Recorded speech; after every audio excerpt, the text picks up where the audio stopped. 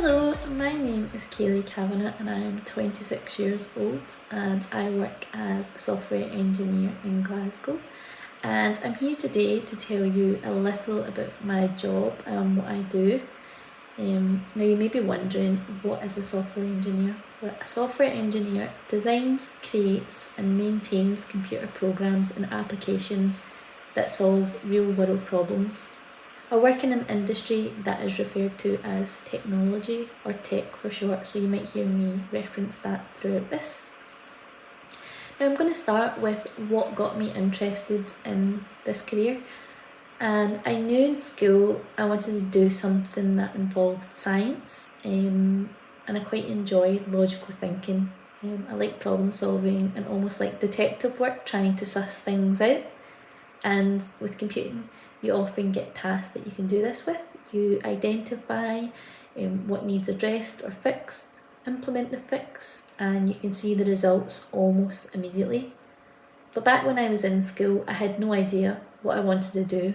I knew I got good grades in my computing class, but I didn't think it was possible for someone like me to get a career in computing or technology.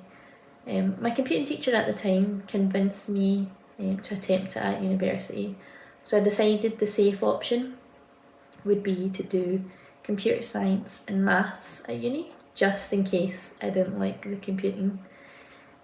So I get to university, I'm doing my studies, and when it's time to move into my honours class, I fail my maths course. Don't tell my boss.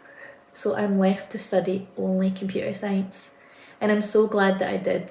The computing classes just made sense to me in my logical brain, whereas the maths I just couldn't understand, I couldn't grasp it. But in my third year at university, all my friends were getting internships, and I thought, I better get myself one of those. So I get an internship at a software company, which was 12 weeks long. So this is an opportunity to see what it would be to work at an engineering company, and I really enjoyed it. I got to do training on the job and see how I could apply what I was learning at university in a software role, and I got to learn new processes. They offered me a full-time position to return when I was finished with my university course, so I didn't need to worry about getting a job while I was finishing my degree. And having job security took so much pressure off me in my final year at uni. I had some friends who were so stressed about what they were going to do when they finished uni, so it was a real relief not to have that on top of the pressure of studying. When I returned a year later to start my job, I got the opportunity to go to London for 4 weeks for training, which was really exciting. I've always wanted to do a bit of travelling and see the world, and being a software engineer, there are so many opportunities for travelling. It is a job that is sought after globally, so you can do it anywhere. I currently work for a company that has offices in LA in America and Singapore, so you get the opportunity to spend some time working there. I also have some clients who work in Copenhagen, so I will need to visit soon to work alongside them. As well as working abroad, there are opportunities to travel for going to conferences. Back in May, I went to a Women in Technology conference in Stockholm, Sweden, and I got to spend 4 days exploring the city, which was really fun. Now in my career, I have been focused on being a back-end engineer. Now this is like creating the skeleton of the applications and creating the logic and making sure the data is in the correct state. But you also get a front-end engineer who gets to build, the mobile applications, the websites. This is what a real user will see.